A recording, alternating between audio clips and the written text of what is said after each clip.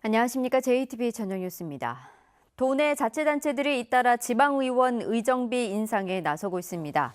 전라북도는 오늘 의정비 심의위원회 1차 회의를 개최했으며 앞서 위원회를 소집한 군산시와 장수구는 공무원 보수 상승률인 2.6% 수준으로 의원 의정비를 인상했습니다.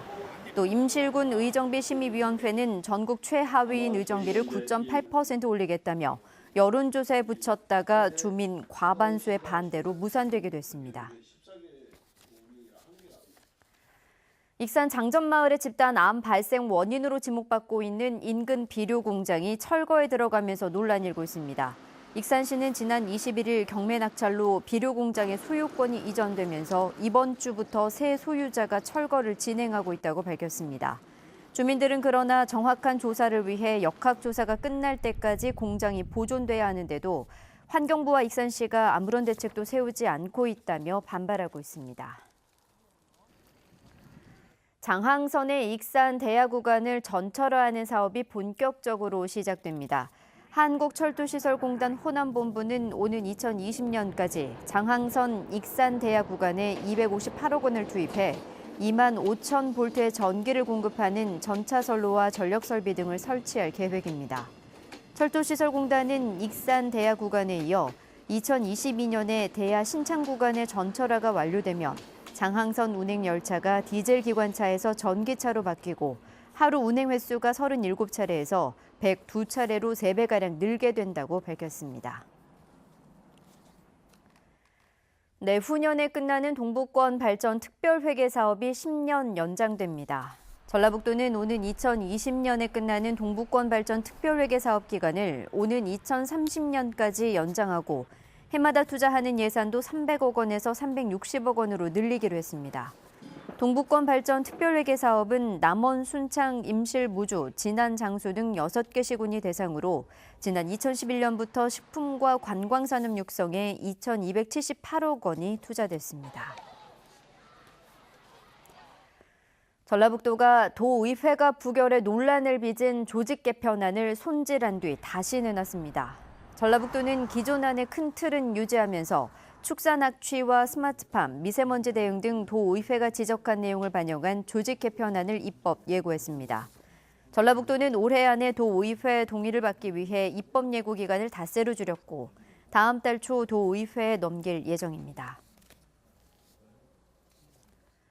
민주노총 공공운수노조 전북본부는 오늘 KT 전북본부 앞에서 기자회견을 갖고 하도급 업체 근로자의 노동 기본권을 보장하라고 촉구했습니다. 이들은 지난 24일 발생한 KT 아현지사 통신구 화재 사고는 KT의 민영화에 따른 인재라며 비용 절감을 위한 구조조정을 중단하고 하도급 업체 근로자의 노동 조건부터 개선하라고 요구했습니다. 전국시도교육청과 전국학교 비정규직연대회의가 내년도 임금교섭에 합의했습니다. 임금협약의 주요 내용은 기본급 2.6% 인상, 근속수당 추가 지급, 정기생여금 90만 원 지급 등입니다. 시도교육청과 학교 비정규직연대회의는 지난 9월부터 집단 임금교섭을 진행했지만 양측의 입장차가 커 결렬된 뒤 중앙노동위원회 조정 끝에 합의에 이르게 됐습니다. 정부가 오늘 경찰 고위직 인사를 단행한 가운데 전북 출신 조용식 서울청 경무부장이 치안감으로 승진 내정됐습니다. 김제시 봉남면 출신의 조용식 내정자는 경기 일산 수사과장과 전북청 경무과장, 서울 수서경찰서장, 인천국제공항 경찰대장 등 주요 보직을 거쳤습니다. 전북현대 새 사령탑에 조세 모라이스가 선임됐습니다. 포르투갈 출신인 모라이스 감독은 지난 1999년 포르투갈에서 지도자 생활을 시작한 뒤 세계적인 명장 무리뉴 감독이 이끌던 인터밀란과 레알 마드리드, 첼시 등 명문 구단에서 수석 코치를 지냈습니다. 전북현대 창단 뒤 외국인 감독은 이번이 처음입니다. 34명의 사상자를 낸 군산 주점 방화 사건의 피고인에게 무기징역이 선고됐습니다.